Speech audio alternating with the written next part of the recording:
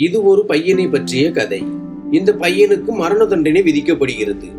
அவனது கடைசி ஆசை கேட்கப்பட்ட போது இந்த பையன் மிகவும் புத்திசாலித்தனமாக ஒரு கடைசி ஆசையை விரும்புகிறான். அதை கேட்டு நீதிபதி முற்றிலும் அதிர்ச்சி அடைகிறார். அவனது கடைசி ஆசையை நிறைவேற்ற அவனுக்கு அனுமதி கிடைக்கிறது. மேலும் அவனது கடைசி ஆசை என்னவென்றால், ஒரு இரவு ஒரு பெண்ணை திருமணம் செய்து கொண்டு அவளுடன் முழு இரவையும் கழிப்பதாகும். இந்த பையனுக்கு அவ்வளவு வயதும் இல்லை. அவனுக்கு வெறும் 20 வயதுதான். இந்த கதையின் கேள்வி என்னவென்றால், இந்த பையனை யார் திருமணம் செய்து கொள்வார்கள்? எந்த பெண்ணாக இருந்தாலும் அவள் ஒரு இரவு மட்டுமே மணமகளாக இருப்பாள். அடுத்த நாள் அந்த பெண் விதவையாகி விடுவாள். என் பெயர் குமுதா. நான் சிறையில் ஒரு ஆய்வாளர் பதவியில் பணியாற்றுகிறேன். இன்று எனக்கு ஒரு உத்தரவு கிடைத்தது. கைதி எண் 685க்கு 2 நாட்களுக்கு பிறகு மரண தண்டனை, அதாவது அவனது தண்டனைக்கான நேரம் வந்துவிட்டது. அவனது குடும்பத்தினரை அவனுடன் சந்திக்க ஏற்பாடு செய்யப்படவிருந்தது. என் மனம் மிகவும் பதற்றமாக இருந்தது. மரண தண்டனை கைதிக்கு முதன் முறையாக அவனது தண்டனையை அறிவிக்க நான் இன்று போகவிருந்தேன். என் மனம் கலக்கமடைந்திருந்தது. நான் இந்த கைதியிடம் அவனது கடைசி ஆசையை நிச்சயம் கேட்பேன் என்று நினைத்தேன். ஏனென்றால் இறப்பதற்கு முன் ஒரு மனிதனின் கடைசி ஆசை எப்போதும் கேட்கப்படுகிறது. மரண தண்டனை கைதிக்கு வழங்கப்படும் ஒரே உரிமை இதுதான். அவன் தனது விருப்பமான உணவை சாப்பிட விரும்பினாலும், விரும்பிய நபரை சந்திக்க விரும்பினாலும் அவனது கோரிக்கை எப்போதும் நிறைவேற்றப்படுகிறது. கைதி எண் 685 சூர்யா என்று பெயரிடப்பட்ட அவனிடமும் அவனது கடைசி ஆசையை கேட்கப்படவிருந்தது. ஆனால் அதற்கு முன் அவனது குடும்பத்தினர் அவனை சந்திக்க வந்தனர். அவனது தாய் அவனை கட்டிப்பிடித்து அழுவதை பார்த்தேன். மகனே, கடவுள் உனக்கு இந்த தண்டனையை அனுமதிக்க மாட்டார் என்று எனக்கு முழு நம்பிக்கை இருக்கிறது. இந்த தண்டனையில் இருந்து உன்னை காப்பாற்றுவார். என் மகன் நிரபராதி என்று என் மனம் சொல்கிறது என்று அவள் சொன்னாள். அந்த பெண்ணை பார்த்து எனக்கு இரக்கம் வந்தது. சூர்யாவின் கடைசி ஆசை அவனது குடும்பத்தினரை சந்திப்பதுதான் என்று நான் நினைத்தேன். அதற்கு பிறகு அவன் வேறு எந்த ஆசையும் வைக்க மாட்டான். அமைதியாக இறப்பதை விரும்புவான் என்று நினைத்தேன். ஆனால் அவனது கடைசி ஆசை இவ்வளவு தனித்துவமாகவும் விசித்திரமாகவும் இருக்கும் என்று எனக்கு தெரியாது. அவனது குடும்பத்தினருடன் சந்தித்த பிறகு அவன் மீண்டும் சிறையில் அடைக்கப்பட்டான். இப்போது அவனுக்கு வெறும் 48 மணி நேரம் மட்டுமே இருந்தது. நான் சற்று அனுதாபத்துடன் அவனிடம் கேட்டேன். முதல் முறையாக நான் அவனுடன் பேசினேன். சூர்யா, நீ இறப்பதற்கு முன் உன் கடைசி ஆசை நிறைவேறிவிட்டதா என்றேன். இல்லை, எனக்கு ஒரு கடைசி ஆசை இருக்கிறது. அதை நான் நிறைவேற்ற விரும்புகிறேன் என்று சூர்யா நம்பிக்கையுடன் பதிலளித்தான். என்ன ஆசை உனக்கு? நீங்கள் என் ஆசையை நிச்சயம் நிறைவேற்றுவீர்கள் என்று எனக்கு வாக்குறுதி கொடுங்கள். ஆமாம், நிறைவேற்றுவோம், நிச்சயம் நிறைவேற்றுவோம். இது உன் உரிமை என்று அவனது இளம் வயதை கண்டு இரக்கப்பட்டு நான் சொன்னேன். அப்படியானால் சரி, என்னை ஒரு பெரிய அதிகாரியிடம் அறிமுகப்படுத்துங்கள். என் கடைசி ஆசையை அவரிடம்தான் வெளிப்படுத்துவேன். நான் ஏசிபி சார் முன் சூர்யாவை நிறுத்தினேன். சொல்லு சூர்யா, உன் கடைசி ஆசை என்ன?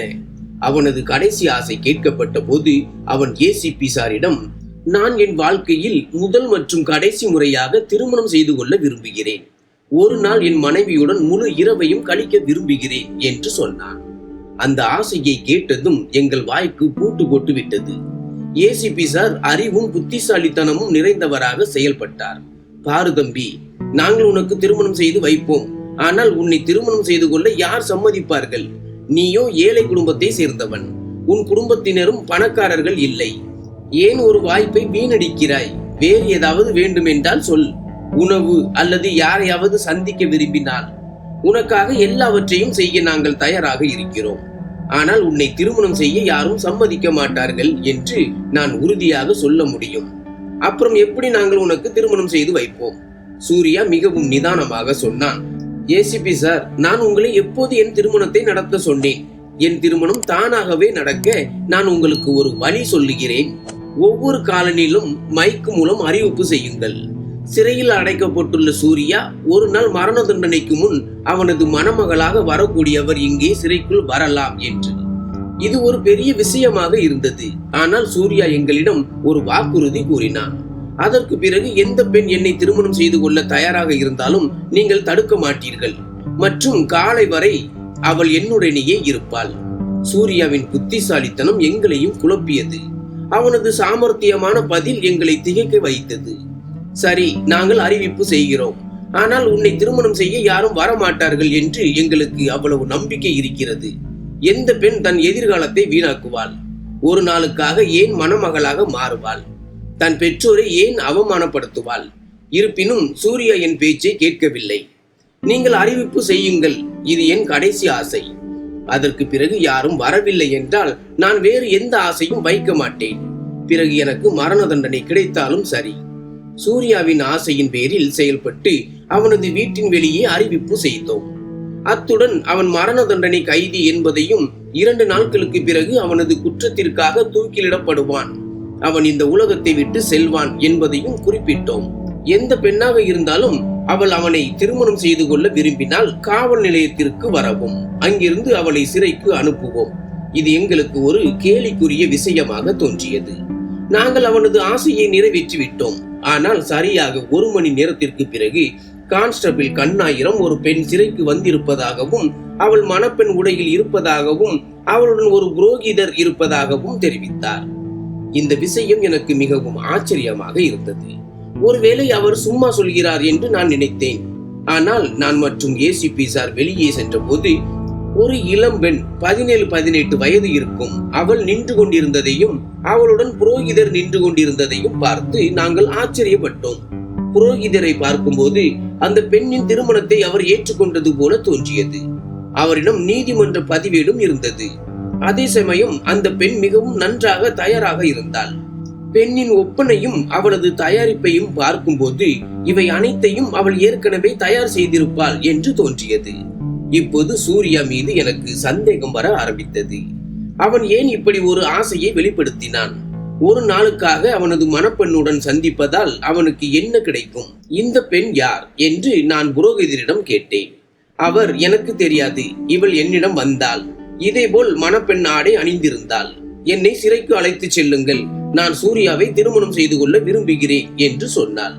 இந்த பெண்ணின் மனதில் என்ன வந்தது என்று எனக்கு தெரியவில்லை. நான் அவளுக்கு இப்படி செய்ய வேண்டாம் என்று விளக்கினேன். ஆனால் அவள் புரிந்து கொள்ள தயாராக இல்லை. இந்த பெண் நான் சூர்யாவைத்தான் திருமணம் செய்து கொள்ள வேண்டும் என்று சொல்கிறாள். அவன் மரண தண்டனை கைதி என்பதையும் 2 நாட்களுக்கு பிறகு அவன் இறந்து விடுவான் என்பதையும் நான் அவளிடம் கூறிவிட்டேன். ஆனால் அவள் ஒப்புக்கொள்ளவில்லை. பரவாயில்லை, நான் 1 நாள் மட்டுமே சூர்யாவுடன் இருப்பேன் என்றாள். என் ஆசை நிறைவேறும், ஏனென்றால் நான் சூர்யாவை உண்மையாகவே காதலிக்கிறேன் என்று சொல்கிறாள். இது ஒரு விசித்திரமான விஷயமாக இருந்தது. ஆனால் எதுவாக இருந்தாலும் எங்கள் வேலை அவனது ஆசையை நிறைவேற்றுவதுதான். புரோகிதர் வரவழைக்கப்பட்டார். சூர்யா அவனது அறையில் இருந்து வெளியே அழைத்து வரப்பட்டு அலுவலகத்தில் அமர வைக்கப்பட்டான். புரோகிதர் அவர்கள் இருவருக்கும் திருமணம் செய்து வைத்தார். சூர்யா இப்போது ஆசையின்படியும் வாக்குறுதியின்படியும் என் மணப்பெண்ணை என் அறைக்கு அனுப்புங்கள், நான் அவளுடன் பேசுவேன், நாள் முழுவதும் நாங்கள் எங்கள் பழைய நினைவுகளை புதுப்பிப்போம், பிறகு அவள் சென்று விடுவாள், அதற்கு பிறகு நீங்கள் என்னை தூக்கிலிடுங்கள், எனக்கு எந்த கவலையும் இல்லை, என் காதல் எனக்கு கிடைத்து விட்டது. சூர்யாவின் பேச்சை கேட்டு என் கண்களிலும் கண்ணீர் வந்தது. உண்மையான காதல் இப்படித்தான் இருக்கும் என்று நான் என் இதயத்தில் நினைத்தேன். ஆனால் அதற்கு பின்னால் நம் புத்தியை கலக்கும் ஒரு பெரிய கதை இருக்கும் என்று நான் அறியவில்லை. ஏசிபி சார் புன்னகையுடன் என்னிடம் அந்த பெண்ணை சூர்யாவின் அறையில் அடைக்கும்படி சைகை செய்தார். அங்கு எதுவும் இல்லை, படுக்கையும் இல்லை. இந்த பாவப்பட்ட பெண் தானே சங்கடப்பட்டு சிறிது நேரத்தில் வெளியே வர சொல்லுவாள் என்று நான் நினைத்தேன். நான் அந்த பெண்ணை அறைக்குள் அழைத்து சென்றேன். அங்கே 2 பேர் நிற்க கூட சிரமமாக இருந்தது. நான் அவர்கள் இருவரையும் அறைக்குள் அடைத்துவிட்டு வெளியே வந்தேன். கொஞ்ச நேரத்தில் அந்த பெண் சங்கடப்படுவாள் என்று நினைத்தேன். ஆனால் எனக்கு மெல்லிய சத்தங்கள் கேட்க ஆரம்பித்தன. யாரோ எதையோ திறக்க முயற்சிப்பது போல இருந்தது. ஒருவேளை அறையின் கதவை உடைக்க முயற்சிக்கிறார்கள் என்று சந்தேகம் ஏற்பட்டது. ஆனால் நான் நிம்மதியாக இருந்தேன். அறையின் கதவை திறப்பது அவ்வளவு எளிதான காரியம் இல்லை என்று எனக்கு தெரியும். சூர்யா தனது காதலியுடன் என்ன பேசிக் கொண்டிருந்தார்கள் என்பதில் எனக்கு தற்போது எந்த ஆர்வமும் இல்லை. நான் கேட்கவும் இல்லை, கவனம் செலுத்தவும் இல்லை. அறைக்கு ஒரு உறுதியான பூட்டு போடப்பட்டிருந்தது. அந்த பூட்டை ஒருபோதும் திறக்க முடியாது என்பது எனக்கு நிம்மதியை அளித்தது. நிறைய நேரம் கடந்து விட்டது. எனக்கு தூக்கம் வர ஆரம்பித்திருந்தது. அப்போது அந்த அறையில் ஒரு சிறிய அலறல் சத்தம் கேட்டது. நான் விரைவாக அங்கே சென்ற போது சூர்யாவுடன் திருமணம் செய்து கொண்ட அந்த பெண் அறையில் அமர்ந்திருந்தாள். என்னை இங்கிருந்து வெளியேற்றுங்கள், சூர்யாவுடன் ஒரு நிமிடம் கூட என்னால் இருக்க முடியாது என்று அவள் சொன்னாள். சூர்யா அந்த பெண்ணுடன் ஏதேனும் அத்துமீறி நடந்திருப்பான் என்று நான் நினைத்தேன். அவள், என் குடும்பத்தினர் எனக்காக காத்திருப்பார்கள், நான் வீட்டிற்கு செல்ல வேண்டும் என்று சொன்னாள். நான் விரைவாக அறையின் கதவை திறந்து அந்த பெண்ணை விடுவித்து மீண்டும் பூட்டி சூர்யாவை அடைத்துவிட்டு என் அறைக்கு திரும்பினேன். நான் காலையில் எழுந்ததும் ஒரு புயல் என் காத்திருப்பில் இருக்கும் என்று நான் அறியாமல் இருந்தேன். ஏசிபி சார் என்னிடம் அந்த மரண தண்டனை கைதி 685 எங்கே என்று கேட்டார். நான், அவன் தனது அறையில் இருப்பான், ஏன் கேட்கிறீர்கள் என்று சொன்னேன். அவர், அவனை எங்கும் காணவில்லை, நான் ஏசிபி சாரிடம் நான் சென்று பார்க்கிறேன் என்று சொன்னேன். ஆனால் என் இதயம் வேகமாக துடித்துக் கொண்டிருந்தது. நான் சுவாசிக்க முடியாதது போல. அந்த கைதி எங்காவது காணாமல் போயிருந்தால், அவன் என்னை ஏமாற்றி இருந்தால் நான் என்ன செய்வேன்?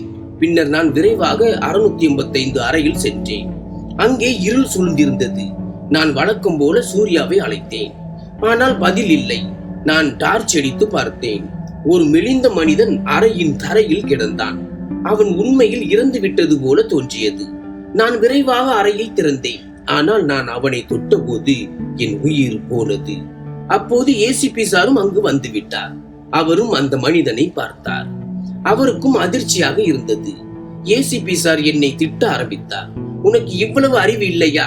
இவ்வளவு அனுபவம் இருந்தும் இன்னும் மக்களை பற்றி உனக்கு புரியவில்லையா? வெட்கப்பட வேண்டும். உன் கவனம் எங்கே இருக்கிறது என்று தெரியவில்லை.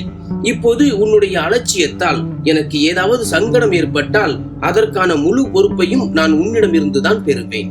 அதற்கு நீதான் பொறுப்பு. ஏசிபி சார் என்னிடம் பேசிக் கொண்டு இருந்தார். என் மனம் என் முன் இருந்த அந்த பெண்ணை தூக்கி எறிய விரும்பியது. எங்களுக்கு ஏற்பட்ட இவ்வளவு பெரிய துரோகத்தை எந்த வகையிலும் மறக்க முடியாது. மணப்பெண்ணாக வந்து சூர்யாவை சந்தித்த இந்த பெண் அவனது காதலில் பைத்தியமாகி விட்டாள். காதலியாக இருக்கிறாள் என்று நான் நினைத்தேன். ஆனால் சூர்யா இவளை எங்களை ஏமாற்ற பயன்படுத்தினான் என்று எனக்கு தெரியாது. அவன் தானே மணப்பெண் உடையில் சிறையில் இருந்து தப்பிவிட்டான். எங்களை ஏமாற்றி அந்த பெண்ணை விட்டு சென்றான். இப்போது அந்த பெண்ணுக்கு மரண தண்டனை கொடுக்க முடியாது. இப்போது அந்த பெண்ணை என்ன செய்ய முடியும்? இந்த பெண் ஆண் பிள்ளை உடையில் எங்கள் முன் அமர்ந்திருந்தாள். நாங்கள் கேட்டதற்கு அவள், நீங்கள் சூர்யாவுக்கு நல்லதை செய்யவில்லை, அவன் மரண தண்டனைக்கு தகுதியானவன் அல்ல என்று சொன்னாள். இந்த பெண் என் கண்களை பார்த்து இந்த விஷயத்தை சொன்னபோது எனக்கு இன்னும் கோபம் வந்தது. ஆனால் என்னால் எதுவும் செய்ய முடியவில்லை. ஏசிபி சார் இப்போது சூர்யாவை விரைவில் தேட வேண்டும். இல்லை என்றால் 2 நாட்களுக்கு பிறகு நாம் என்ன பதில் சொல்வோம்? அவனுக்கு மரண தண்டனை கொடுக்க வேண்டும், தூக்கு மேடைக்கு அனுப்ப வேண்டும். ஆனால் அவன் நம்மை ஏமாற்றி ஓடிவிட்டான். இது மிகவும் வருந்தத்தக்க விஷயம். ஏசிபி சார் என்னிடம் கடுமையான வார்த்தைகளை சொல்லிக் கொண்டிருந்தார். என் இதயம் பதற்றமாக இருந்தது. இவ்வளவு பெரிய துரோகம் எனக்கு எப்படி நடக்க முடியும் என்று என்னால் புரிந்து கொள்ள முடியவில்லை. நான் ஒரு மனிதனை நம்பினேன்.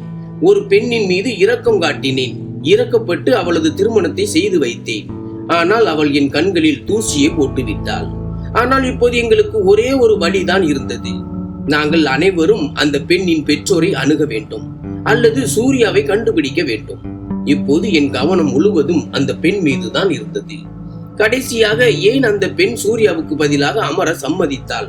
எப்படி அவள் சூர்யாவை தன் கணவனாக ஏற்றுக்கொண்டாள்? ஒரு குற்றவாளி மீது இவ்வளவு அன்பு செய்ய முடியாது. சூர்யா அவ்வளவு கெட்டவனாக இருந்திருந்தால் இந்த பெண் அவனை எப்படி இவ்வளவு நேசித்திருக்க முடியும்? அப்போது அவள் ஒரு விசித்திரமான விஷயத்தை சொன்னாள். அவர் நாளை மாலைக்குள் திரும்பி வருவார். அவர் என்னை இங்கு எப்படி பார்க்க முடியும்? இப்போதைக்கு அவர் என்னை திருமணம் செய்து கொண்டார். நான் அவரது பொறுப்பு. அவர் இந்த பொறுப்பை ஒருபோதும் கைவிட்டு கோழைகள் போல பயப்பட மாட்டார். அவர் முதுகை காட்டி ஓடுபவர்களில் ஒருவர் அல்ல. அந்த பெண்ணின் பேச்சை கேட்டு நான் திகைத்து போனேன். பிறகு அவள் எனக்கு சொன்ன கதை என்னை இன்னும் அதிகமாக குழப்பியது. என் முடிவை மாற்ற நான் கட்டாயப்படுத்தப்பட்டேன். நான் விசாரணை செய்ய வேண்டும். இந்த முழு வழக்கையும் மீண்டும் விசாரிக்க வேண்டும். அந்த பெண் இப்போது கதை சொல்ல தொடங்குகிறாள். என் பெயர் பாவனா. என் அக்காவுக்கு சூர்யாவுடன் நிச்சயம் செய்யப்பட்டிருந்தது. சூர்யா சிறுவயதிலிருந்தே மிகவும் தைரியமான பையன். அவர் என் அப்பாவின் நண்பரின் மகன். அதனால் என் பெற்றோர் அவரை மிகவும் நம்பினார்கள். பின்னர் அவர்கள் என் அக்காவுக்கு அவருடன் நிச்சயம் செய்து வைத்த போது அவர் எங்கள் வீட்டிற்கும் வர தொடங்கினார். ஆனால் கிராமத்தின் சூழ்நிலை மிகவும் விசித்திரமானது. ஒரு இரவு சூர்யா தான் என் அக்காவை சந்திக்க எங்கள் வீட்டிற்கு வந்தார். அன்று அம்மாவும் அப்பாவும் வீட்டில் இல்லை. இப்போதைக்கு அவர்களுக்கும் எங்களுக்கும் ஒரு உறவு ஏற்பட்டிருந்தது. நாங்கள் இரு சகோதரிகளும் வீட்டில் தான் இருந்தோம். வீட்டில் வேறு யாரும் இல்லை. அவர் பின்கதவு வழியாக வந்தார். அக்காவை சந்திக்க வந்திருப்பார் என்று நான் புரிந்து கொண்டேன். அக்கா சமையலறையில் டீ தயாரிக்க ஆரம்பித்தாள். அவர்கள் இருவரும் பேசிக் கொண்டிருந்தனர். அப்போது கதவில் யாரோ வருவதன் சத்தம் பலமாக கேட்டது. நான் பயந்து விட்டேன். ஒருவேளை அம்மாவும் அப்பாவும் வந்திருக்கலாம் என்று நான் நினைத்தேன். ஆனால் நான் சென்று கதவு வழியாக வெளியே எட்டி பார்த்தபோது 3-4 பேர் நின்று கொண்டிருந்தனர். என் கண்களில் பயத்தின் நிழல் படர ஆரம்பித்தது. எங்கள் கதவில் இப்படிப்பட்டவர்களும் வருவார்கள் என்று நான் நினைத்து கூட பார்க்கவில்லை. சூர்யா அத்தான் எங்களுடன் இருக்கிறார் என்பதில் எனக்கு ஆறுதல் இருந்தது. ஆனால் இந்த நபர்கள் கிராமத்தின் ரவுடிகள். அவர்களை பார்த்த உடனேயே என் ரத்தம் உறைந்து விட்டது. நீங்கள் யார் என்று நான் அவர்களிடம் கேட்டேன். அவர்கள் கதவை திற, இல்லை என்றால் நாங்கள் கதவை உடைப்போம் என்று சொன்னார்கள். நான் அவர்களிடம் மிகவும் கெஞ்சினேன். நாங்கள் வீட்டில் தனியாக இருக்கும் சகோதரிகள், நீங்கள் இங்கிருந்து திரும்பி செல்லுங்கள். அப்போது அவர்கள் கெட்ட வார்த்தைகளை பேசி, நாங்கள் திரும்பி போக மாட்டோம், நீங்கள் இந்த கிராமத்தில் வெளிப்படையாக காதல் செய்து கொண்டிருக்கிறீர்கள், இந்த வீட்டில் வேறு யார் யார் இருக்கிறார்கள் என்று எங்களுக்கு தெளிவாக தெரிந்தது, உங்கள் வீட்டிற்கு ஒரு பையன் வந்திருக்கிறான் என்று சொன்னார்கள். இந்த சத்தத்தை கேட்டு சூர்யா அத்தானும் வெளியே வந்தார். அவர் வீட்டின் கதவை திறந்தார். என்னை உள்ளே செல்ல சொன்னார். நான் உள்ளே அறைக்குள் சென்று விட்டேன். ஆனால் சூர்யா அத்தான் அவர்களுடன் சண்டையிட ஆரம்பித்தார். அவர்களில் ஒருவன் மிகவும் தவறான விஷயத்தை சொன்னான். இங்கு பெண்கள் இருக்கிறார்கள், இப்படிப்பட்ட பெண்கள் இருக்கிறார்கள் என்று எங்களுக்கு தெரிந்திருந்தால் நாங்களும் 2-4 காதல் பூக்களை மலர விட்டிருப்போம், பணமும் நன்றாக கொடுப்போம். இதை கேட்டதும் சூர்யா அத்தானால் சகித்துக் கொள்ள முடியவில்லை. கோபத்தில் கொந்தளித்திருந்தார். இப்போதைக்கு அவரது வருங்கால மனைவியை பற்றி இவ்வளவு தவறான விஷயங்களை எந்த ஒரு மனிதனும் பொறுத்து கொள்ள முடியாது. அப்புறம் இப்படி ஒரு சண்டை நடந்தது. அது என் அக்காவின் உயிரை பறித்ததோடு மட்டுமல்லாமல் சூர்யா அத்தனின் கையால் ஒரு குற்றமும் நடந்தது. அதற்காக அவருக்கு மரண தண்டனை கிடைத்தது. நாங்கள் பணக்காரர்களாக இருந்திருந்தால், எங்கள் கைகளில் அதிகாரம் இருந்திருந்தால் நிச்சயமாக இது நடந்திருக்காது. ஏனென்றால் ஒருவரின் வீட்டின் மீது தாக்குதல் நடத்தி அவரது மரியாதையை தாக்கியதற்கு பதிலாக பூக்களை வீச மாட்டார்கள் அல்லவா? சூர்யா அத்தன் செய்தவை எங்கள் மானத்தையும் எங்கள் மரியாதையையும் காப்பாற்றத்தான். கிராம மக்கள் பலம் வாய்ந்தவர்களாக இருந்தார்கள். அவர்கள் சூர்யா அத்தனின் வாழ்க்கையை நரகமாக்கினார்கள். முதலில் 6 மாதங்கள் இங்கும் அங்கும் ஒளிந்து திரிந்தார். ஆனால் கடைசியில் அவரை பிடித்து சிறையில் அடைத்தார்கள். இப்போது அவர் இங்கிருந்து வெளியேறினாலும் இந்த மக்கள் அவரை உயிரோடு விடமாட்டார்கள். குற்றம் எங்களுடையதல்ல, குற்றம் அந்த மக்களின். அவர்கள் எங்கள் வீட்டின் மீது தேவையில்லாமல் ஒரு கெட்ட கண்ணை வைத்தார்கள். நாங்கள் செய்யாத குற்றங்களுக்கு தண்டனை கொடுக்க விரும்பினார்கள். சூர்யா அத்தானின் அம்மா அவரை சந்தித்த போது அவருக்கு இந்த திட்டத்தை புரிய வைத்தார். என் அம்மா அவருக்கு சத்தியம் செய்து, நான் என் 2வது மகளையும் உனக்காக தியாகம் செய்வேன், ஆனால் உனக்கு தண்டனை கிடைக்க விட மாட்டேன். எங்கள் குடும்பத்திற்கு அவனுடைய தேவை எவ்வளவு இருக்கிறதோ அவ்வளவு வேறு யாருக்கும் இல்லை. நான் இறந்தாலும் யாருக்கும் எந்த பாதிப்பும் இருக்காது என்று சொன்னார். இதை கூறி அந்த பெண் அழ ஆரம்பித்தாள். இந்த வழக்கில் என்ன நடக்கும் என்று எனக்கு புரியவில்லை. ஆனால் கடவுளின் உதவியால் அவர்களுக்கும் ஒரு பெரிய அதிகாரி வரை அணுகல் இருந்தது. சூர்யா அதே நாளில் அந்த மனிதனை சந்திக்க நகரத்திற்கு சென்றிருந்தார். ஒரே இரவில் சென்று வழக்கை அவர் முன் வைத்தார்கள். அவர் ஒரு பெரிய அதிகாரி. அவர் ஒரு நல்ல வழக்கறிஞரை அமர்த்தினார். ஆனால் இந்த வழக்கு வெகு தூரம் சென்று விட்டது. வழக்கறிஞர் சாரின் மிரட்டலும் அவரது வாதமும் ஏசிபி சாரையும் காயப்படுத்தியது. மரண தண்டனை சூர்யாவுக்கு விதிக்கப்படவில்லை. வழக்கு நடந்தது. அதன் பிறகு சூர்யா விடுதலையானான். நன்றி.